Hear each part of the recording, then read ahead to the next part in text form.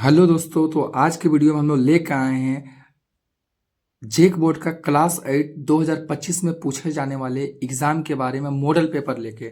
इसी के आधार पे जेक बोर्ड का 2025 का एग्जाम में क्वेश्चंस आएंगे। तो चलिए एक मॉडल पेपर को हम लोग सॉल्व करके देखते हैं। चलिए पहला नंबर का अपठित बोध से देता है कि निम्नलिखित गद्यांश को ध्यानपूर्वक पढ़कर प्रश्न संख्या 1 से 5 तक के लिए सही विकल्प का चयन कीजिए। तो पढ़ते हैं, किसी भी काम को जब हम समय पर पूरा करते हैं तब उसका महत्व अधिक बढ़ जाता है।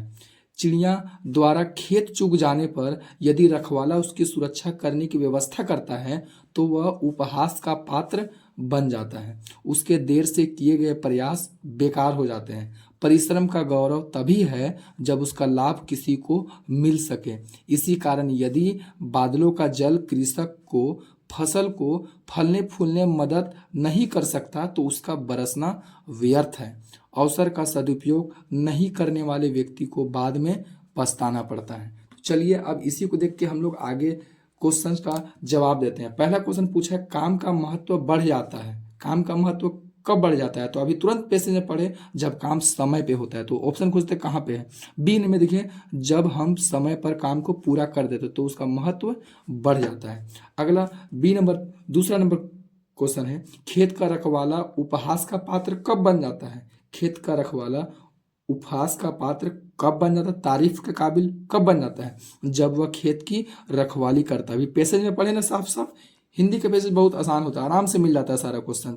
आगे देखते हैं तीसरा नंबर क्वेश्चन, परिश्रम का गौरव किसमें है? तो परिश्रम का गौरव जब उसका लाभ किसी को मिल सके तभी परिश्रम करने का फायदा है, नहीं तो बेकार है सारा। बादल का बरसना कब बेकार है? बादल का बरसना जब गर्मी शांत हो जाए। यहाँ गर्मी के बारे में पैसेज में था, लिखा हुआ नहीं था। फल को लाभ ना पहुंचे, हाँ फसल के बारे में था, फसल को लाभ ना पहुंचे। हाँ, फसल को अगर लाभ ना पहुंचे तो बादल का बरसना फिर बेकार है। आगे 5 नंबर है, किसान का पर्यायवाची शब्द क्या है? किसान को क्या बोलते हैं पर्यायवाची शब्द? जवान बोलते हैं, मजदूर बोलते हैं, कृषक बोलते हैं कि रखवाला बोलते हैं? तो किसान को हम लोग कृषक बोलते हैं। अगला देखते हैं, आगे का सवाल देखते हैं, निम्नलिखित काव्यांश को ध्यानपूर्वक पढ़कर प्रश्न संख्या 6 से 10 तक के लिए सही विकल्प का चयन कीजिए। अब इसको पढ़ते हैं। सच है, विपत्ति जब आती है कायर को ही दहलाती है। सच में विपत्ति कभी भी आएगा ना तो कमजोर आदमी को ही दहलाता है।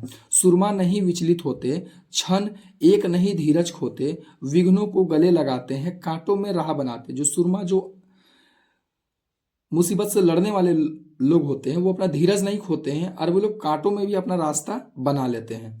मुख से ना कभी उफ कहते हैं, संकट का चरण ना गहते हैं, जो आज पड़ता सब सहते हैं। उद्योग निरत नित रहते हैं, सूलों का मूल नसाने को, बड़ खुद विपत्ति पर छाने को, है कौन विघ्न ऐसा जग में, टिक सके वीर नर के मग में, खम ठोक ठेलता है जब नर, पर्वत के जाते पांव उखड़, मानव जब जोर लगाता है पत्थर पानी बन जाता है। जब आदमी जोर लगाता है तो सच में पत्थर को भी पानी बना देता है। आइए अब इसका 6 से 10 तक इसका जवाब देते हैं। पोयम तो पढ़ लिए, कविता पढ़ ली, अब इसका जवाब देते हैं। पहला पूछा, विपत्ति आने पर कौन डरते हैं? तो अभी पोयम में पढ़े, विपत्ति आने पर कायर लोग डरते हैं। विपत्ति आने पर कायर लोग डर जाता है। आगे, विपत्ति आने पर कौन विचलित नहीं होते हैं? तो सुरमा लोग, जिनमें साहस होता है वही लोग नहीं विचलित होते हैं। पत्थर पानी कब बन जाता है? अभी तुरंत पढ़े, जब जोर लगाता है। तो ऑप्शन देखिए ना, मानव जब जोर लगाता है, फर्स्ट में ही है। मानव जब जोर लगाता है तो पत्थर भी पानी बन जाता है। सूल का पर्यायवाची शब्द क्या है? सूल मतलब यहाँ पे क्या चीज के बारे में बोला? सूल मतलब कांटा का बात किया, सूल मतलब कांटा हो जाएगा। अगला है, मानव शब्द का विलोम शब्द क्या होगा? मानव का शब्द का उल्टा क्या होता है विलोम शब्द? तो मानव का हो जाता है दानव, मानव का दानव। अब आगे देखते हैं हम लोग। आगे बोलता है, प्रश्न संख्या 11 से 20 तक के लिए सही विकल्प का चयन कीजिए। व्याकरण है, आगे व्याकरण का सवाल देखते हैं, हिंदी ग्रामर। 11 नंबर पूछता है, भाषा की सबसे छोटी इकाई, भाषा से सबसे छोटी इकाई होता है वो वर्ण बोलते हैं। भाषा का सबसे छोटी इकाई जब बच्चा जान लेता है तो बोलना क्या स्टार्ट करता है? अ आ ई उ ऊ, बच्चा करता है ना, वही वर्ण है हम लोग का। वर्ण से मिलकर ही हम लोग का भाषा बना हुआ है। आगे 12 नंबर बोलता है निम्नलिखित में से शुद्ध वर्तनी का चयन कीजिए। यहाँ सही कौन लिखा गया है? उन्नति ऐसे लिखाता है, ये सही है, ये कि डी नंबर? तो उन्नति हम लोग का ऐसे लिखा जाता है, अच्छे से देख लीजिएगा इसको। अगला पूछा है दो वर्णों के मेल से होने वाले विकार को क्या कहते हैं? दो वर्णों के मेल से होने वाले विकार को क्या कहते हैं? संधि। संधि बोलते हैं दो वर्णों के मेल से जो बनता है, विद्या जोड़ आलय, दो वर्णों का मेल है तो उसको संधि बोलते हैं। उपसर्ग का प्रयोग कहाँ होता है? उपसर्ग का प्रयोग कहाँ होता है? तो उपसर्ग शब्द के पहले में लगता है और प्रत्यय शब्द के पीछे में लगता है। तो उपसर्ग बोला है तो शब्द के पहले में, शब्द के आदि में, आदि मतलब यही होता है पहले में होता है, तो यही हो जाएगा हम लोग का ऑप्शन। आगे देखते हैं,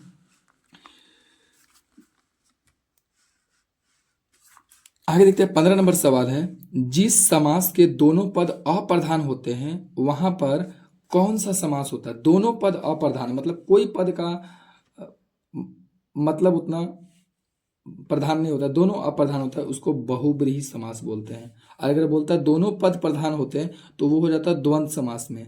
माता पिता, ये सब दो अथवा दो से अधिक शब्दों से मिलकर बने हुए सार्थक शब्द को क्या कहते हैं? तो जो सार्थक शब्द रहता है उसी को हम लोग समास बोलते हैं, समास। अगला क्वेश्चन पढ़ते हैं हम लोग, वस्तु स्थान भाव या विचार के घोतक शब्द को क्या कहते हैं? तो इसको तो लोग संज्ञा पढ़ते हैं। संज्ञा, किसी वस्तु स्थान भाव के नाम को क्या बोलते हैं? संज्ञा बोलते हैं, ये पढ़ते हैं। अगला क्वेश्चन, अमीय का पर्यायवाची शब्द है। अमीय अमृत का पर्यायवाची, अमृत को अमीय बोलते हैं तो अमृत का और क्या हो जाएगा? सुधा। सुधा मतलब सुधा, सोमरस, अमीय, ये सब अमृत का पर्यायवाची शब्द है। आलोक का विलोम शब्द है। आलोक का विलोम शब्द क्या है? आलोक मतलब होता है उजाला, तो उजाला का उल्टा शब्द क्या हो जाएगा? अंधकार हो जाएगा। 20 नंबर, जो पहले कभी ना हुआ हो, जो पहले कभी ना हुआ हो उसको बोलते हैं अभूतपूर्व, मतलब जो पहले कभी ना हुआ हो। आगे देखते हैं हम लोग, खंड ग में आते हैं पाठ्य पुस्तक से। निम्नलिखित गद्यांश को ध्यानपूर्वक पढ़कर प्रश्न संख्या 21 से 25 तक के लिए सही विकल्प का चयन कीजिए। तो आइए इसको पढ़ते हैं, इस गद्यांश को। मेरे भाई साहब मुझसे 5 साल बड़े हैं लेकिन केवल 3 दर्जे आगे। उन्होंने भी उसी उम्र में पढ़ना शुरू किया था जब मैंने शुरू किया, लेकिन तालीम जैसे महत्व के मामले में वह जल्दबाजी से काम लेना पसंद नहीं करते थे। इस भवन की बुनियाद खूब मजबूत डालना चाहते थे जिस पर आलीशान महल बन सके। 1 साल का काम 2 साल में करते थे, कभी कभी 3 साल भी लग जाते थे। बुनियाद ही पुख्ता ना हो तो मकान कैसा पायदार बने। मैं छोटा था, वह बड़े थे। मेरी उम्र 9 साल की थी, वह 14 साल के थे। उन्हें मेरी तंबीह और निगरानी का पूरा जन्मसिद्ध अधिकार था और मेरी शालीनता इसी में थी कि उनके हुक्म को कानून समझूं। ये एक कहानी है जिसमें लेखक अपने बारे में बता रहे हैं कि उसके भाई कितने साल के हैं? 14 साल के। और लेखक कितना साल का है? 9 साल का है, याद रखिएगा। आगे चलिए, अब हम लोग क्वेश्चन पढ़ते, क्या क्वेश्चन पूछा है। 21 नंबर क्वेश्चन है, बड़े भाई साहब किससे 5 साल बड़े? किसका से 5 साल बड़े? कवि से। अगर कविता होता तो कवि लिखते, ये कहानी है, कहानी तो कहानी में लेखक होता है तो लेखक से 5 साल बड़े हैं। बड़े भाई साहब की उम्र क्या थी? तो अभी पढ़े यहाँ, बड़े भाई साहब की उम्र क्या थी? 14 साल थी ना। अभी तुरंत यहाँ पढ़े, हम टिक भी किए हैं, यहाँ पे देखिए पेन से टिक किए, 14 साल थे। मैं छोटा था, वह बड़े से, और वह बड़े से मैं कौन है? मैं छोटा था, मैं यहाँ किसके लिए प्रयोग हुआ है? तो मैं यहाँ लेखक के लिए प्रयोग, लेखक अपने बारे में बात कर रहा है। मैं शालीनता शब्द किस प्रकार की संज्ञा है? शालीनता, अच्छा शालीनता एक व्यवहार है ना जो दिखता है हम लोग को। क्या शालीनता कोई वस्तु नहीं है, जो हम लोग को कोई वस्तु नहीं है उसको हम लोग भाववाचक संज्ञा में डालते हैं। व्यक्तिवाचक संज्ञा में जो खास रहेगा, व्यक्ति, वस्तु, खास स्थान, दिल्ली, राम, ये सब व्यक्तिवाचक में। जातिवाचक में क्या आ जाएगा? जो दुनिया में बहुत सारा, पेन बोले, कुत्ता बोले, हाथी बोले, ये सब बहुत ज़्यादा, किताब बोले, स्कूल बोले, ये सब बहुत ज़्यादा जातिवाचक में। समूहवाचक, समूह का बोध कराए, जैसे में परिवार बोलेगा, क्लास बोलेगा, ये सब क्या है? गुच्छा बोलेगा, ये सब समूहवाचक है। भाववाचक प्यार, घृणा, ये सब भाववाचक संज्ञा है हम लोग का। आगे देखते हैं, 25 नंबर का सवाल। 25 नंबर है, उपयुक्त गद्यांश किस पाठ से लिया गया है? ये जो है ये किससे लिया गया? अशोक का शास्त्र त्याग, कि अमरूद का पेड़, कि बड़े भाई साहब की मित्रता, किससे लिया गया है? तो ये बड़े भाई साहब पाठ से लिया गया है। छोटा जादूगर पाठ के आधार पर रंगमंच पर कौन सा खेल चल रहा था? कौन सा खेल चल रहा था वहां पे? पहला है बिल्ली का रूठना, भालू का मनाना एवं उसकी ब्याह की तैयारी। अरे यही तो हो रहा था, यही हो जा रहा है। बिल्ली का रूठना, भालू का मनाना और उनकी ब्याह की तैयारी। 27 नंबर क्वेश्चन है, छोटा जादूगर पाठ में लेखक उस 13 वर्ष के लड़के को आश्चर्य से क्यों देखते हैं? क्यों देखते हैं उसको? क्योंकि लड़के में स्वावलंब एवं मातृ भक्ति की भावना थी। हाँ, यही लड़के में स्वावलंबन था एवं मातृ भक्ति की भावना थी, इसलिए उसको वो आश्चर्य के साथ देखने लगते हैं। आगे 28 नंबर क्वेश्चन है, 28 नंबर है कि हम लोग कैसी मिट्टी की मूर्ति के समान रहते हैं? हम लोग कैसी मिट्टी की मूर्ति? अभी कच्ची मिट्टी है, हम लोग जैसे चाहेंगे वैसे बन सकते हैं, अभी हम लोग कच्ची मिट्टी के हैं। संगति का कैसा प्रभाव हमारे आचरण पर प्रभाव पड़ता है? संगति का गुप्त प्रभाव पड़ता है हम लोग का, जैसा संगत वैसा रंगत। तो याद रखिएगा, संगति हम लोग का लाइफ में बहुत बड़ा मायने रखती है। आप जैसा संगत में रहिएगा वैसा सीख जाइएगा। तो अभी से ही अच्छा अच्छा संगति बनाना स्टार्ट कर दीजिए। आगे देखते हैं 30 नंबर सवाल। बड़े भाई साहब शीर्षक कहानी में लेखक के बड़े भाई ने लेखक के सामने पढ़ाई का कैसा चित्र खींचा? तो भयानक चित्र खींचा था, भयानक चित्र। अगला क्वेश्चन है 31 नंबर, लेखक का बड़ा भाई किस जमात में थे? किस जमात में थे? तो पांचवी में था, पांचवी में थे वो। किसने समाचार लाया कि कलिंग के महाराज लड़ाई में हारे गए हैं? समाचार कौन लेके आया था? गुप्तचर की संवाददाता, गुप्तचर ही लेके आता है ना। हाँ, गुप्तचर हो जाएगा। लेखक अपने घर वापस जाकर उदासी का अनुभव क्यों करता है? घर जाकर उदास का अनुभव क्यों करता है? क्योंकि अमरूद का पेड़ कट चुका था, कि अमरूद का पेड़ सड़ चुका था। अमरूद का पेड़ कट गया था, इसीलिए उसको वो उदास हो गया था लेखक। आगे 34 नंबर, क्या निराश हुआ जाए पाठ के आधार पर तिलक ने कैसे भारत का सपना देखा था? तो स्वतंत्र भारत का, कि विकसित भारत का, कि भ्रष्टाचार मुक्त, कि सभी? इस सभी का, स्वतंत्र भी, विकसित भी और भ्रष्टाचार मुक्त भी। तो इसका में डी नंबर ऑप्शन हो जाएगा, इनमें से सभी। आइए अब आगे देखते हैं हम लोग।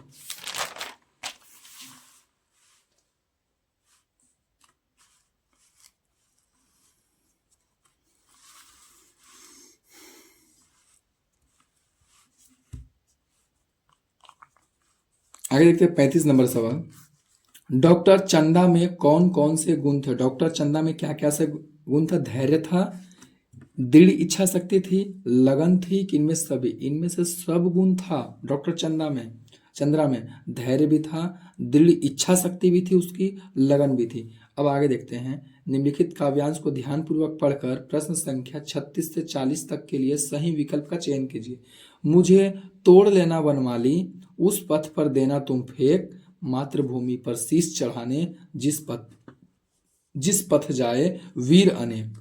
मातृभूमि की रक्षा के लिए आप क्या करना चाहेंगे? बताइए। अपनी देश की रक्षा के लिए आप क्या करना चाहेंगे? सैनिकों के पथ पर पुष्प फेंकना, कि भगवान के पुष्प चढ़ाना? तो सैनिकों के पथ पर पुष्प फेंकना। सैनिक, जय जवान जय किसान। पंक्तियों में पुष्प की अभिलाषा क्या है? पंक्तियों में पुष्प की अभिलाषा क्या है? तो पंक्तियों में पुष्प की जो अभिलाषा है वो मातृभूमि के लिए बलिदान देने की है। पुष्प की जो अभिलाषा है वो अपना देश के लिए बलिदान भी होने के लिए तैयार है। वनमाली का क्या अर्थ है? वनमाली का होता है, वन का माली को ही वनमाली बोलते हैं। अगला 39 नंबर क्वेश्चन है,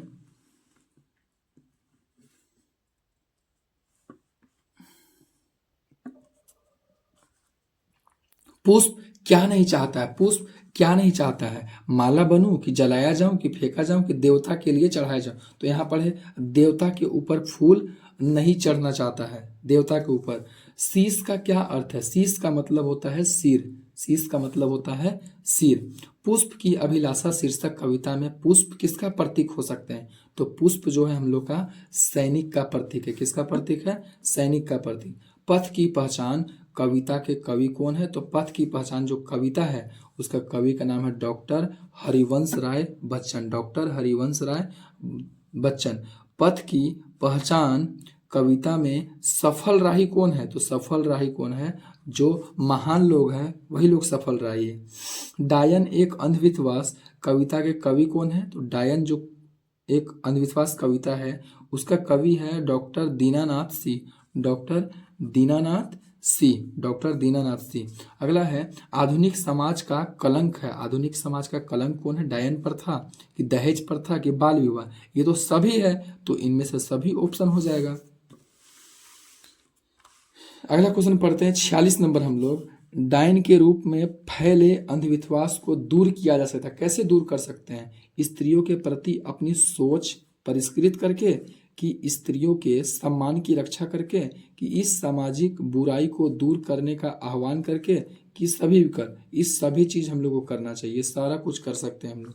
तुलसीदास के अनुसार मुखिया को कैसा होना चाहिए? आंख के समान, मुख के समान, कान के समान, दांत के समान। तो किसी भी मुखिया को मुख के समान होना चाहिए। आगे देखते हैं हम लोग 48 नंबर। राम का भरत को संदेश। राम का भरत को संदेश कविता के आधार पर राजधर्म क्या है? क्या होता है राजधर्म? पहला, राज्य को प्रजा परिजन एवं परिवार के सुख दुख का ध्यान रखना, कि राज्य की प्रजा के साथ नाइंसाफी। नाइंसाफी ये तो गलत बोल रहा है। राज्य को प्रजा के साथ अन्याय करना चाहिए, ये भी गलत है। राज्य की प्रजा को दुख पहुंचाना चाहिए, ये भी गलत है। इसका मतलब फर्स्ट नंबर पहला ऑप्शन सही हो जाएगा, दुख सुख का ध्यान रखना चाहिए। अगला 49 नंबर पढ़ते हैं कि बूढ़ी पृथ्वी का दुख शीर्षक कविता में बूढ़ी पृथ्वी को किस बात का दुख है? तो बूढ़ी पृथ्वी का किस बात का दुख है? प्रकृति के दोहन का, कि सभी लोग प्रकृति का दोहन कर रहे हैं उसका, कि प्रकृति का प्रदूषण हो रहा है उसका, कि ए और बी दोनों? तो ए और बी दोनों। प्रकृति का दोहन भी हो रहा है, लोग पेड़ काट रहे हैं, लोग पत्थर तोड़ रहे हैं, तो ये सारा चीज हो रहा है। पहाड़ का सीना क्यों दहलता है? तो हम लोग हिंदी में पढ़ चुके लेसन। पहाड़ का सीना क्यों दहलता है? पहाड़ पर चढ़ने से? पहाड़ पर चढ़ने से नहीं। पहाड़ पर वृक्ष उगने से? नहीं, उससे भी नहीं। पहाड़ को तोड़ने के लिए विस्फोट से? हाँ, ये हो जाता है। पहाड़ को तोड़ने के लिए जो विस्फोट लगाया जाता है उससे पहाड़ का सीना दहलता है। तो हम लोग 50 क्वेश्चन सेट पूरा कर चुके हैं। मॉडल पेपर जिस टाइप से क्वेश्चंस एग्जाम में आएगा, तो आप लोग ऐसे ही तैयारी कीजिए अपने आने वाले एग्ज़ाम का। और अगर इस वीडियो से आपको कुछ हेल्प अगर मिली हो तो इस वीडियो को लाइक कर दें। Thank you, tata, bye bye.